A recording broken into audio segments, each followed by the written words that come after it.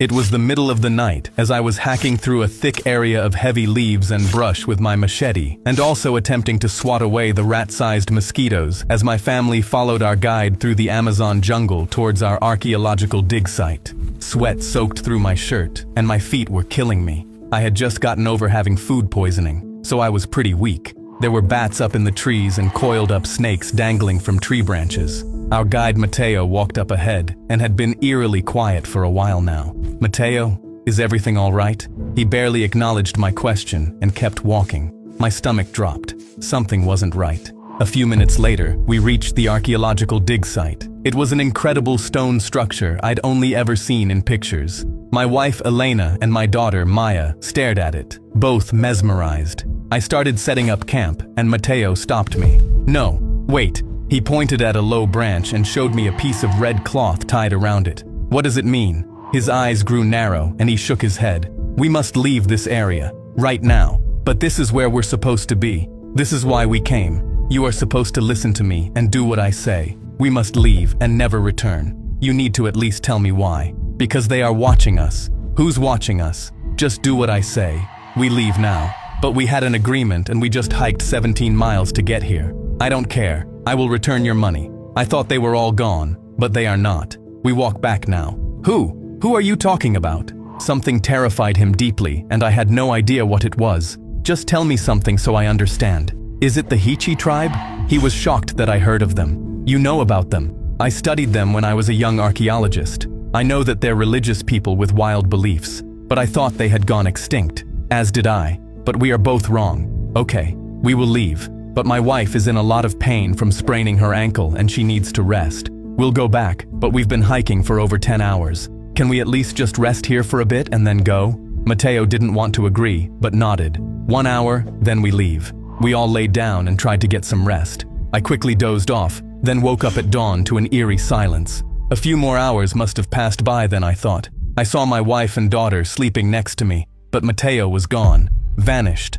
The weirdest part was that his backpack, personal belongings, and his boots were still here. Why would he leave all of that behind? Terror creeped in. Maya woke up. "Dad, where's Mateo?" "I'm not sure." I stood up, looked out, and at the tree line, evenly spaced 15 feet apart, were the same red cloths tied to tree branches. I counted 6 before I realized they continued in a complete circle around us. Then I saw the first person watching us. He had a painted face, his body was in red clay and white ash, and he was standing motionless between 2 trees on the south side. Then a second man in what I can only describe as a devil mask was standing on the east side.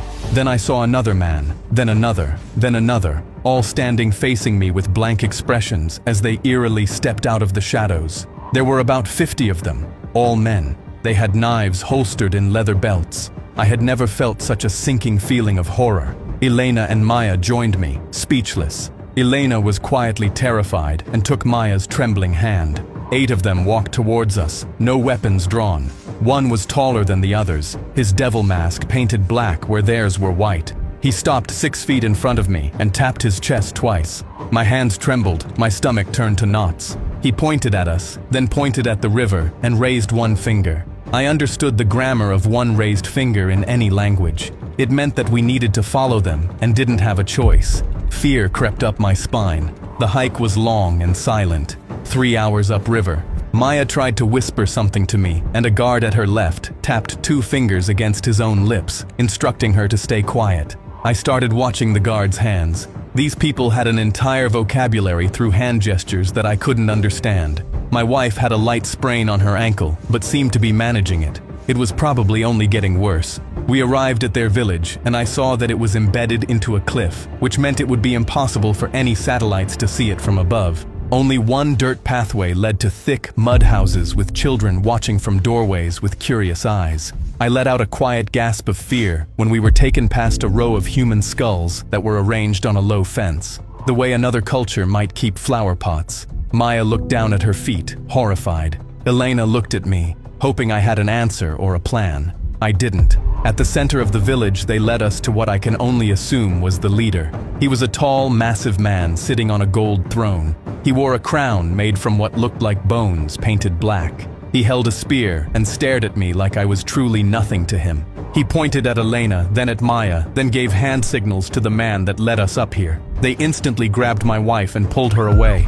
I yelled, "No, get your hands off of my wife." I reached out to grab her, but it was too late. He dragged her away as she reached for me, shaking and sobbing out of fear. Maya frantically wrapped her arms around my waist and closed her eyes, terrified. I held her tight. "It's gonna be okay." Another man ripped her arms off of me. "Don't touch her. She's just a kid." I tried to shove past him, but they were too strong. She kicked and screamed, "Don't let them take me, Daddy. I'll find you, baby. Try to be strong." My heart sank watching Maya being taken away. We locked eyes as she teared up and faded into the distance. Another man grabbed my arm and shoved me into a 5-foot-long cage. I started to quietly panic and felt this overwhelming sense of claustrophobia being in this tiny cage. Mosquitoes kept attacking me, and all I had was a muddy ground to sit on. The height of the cage was too low for me to stand up straight, so I was forced to crouch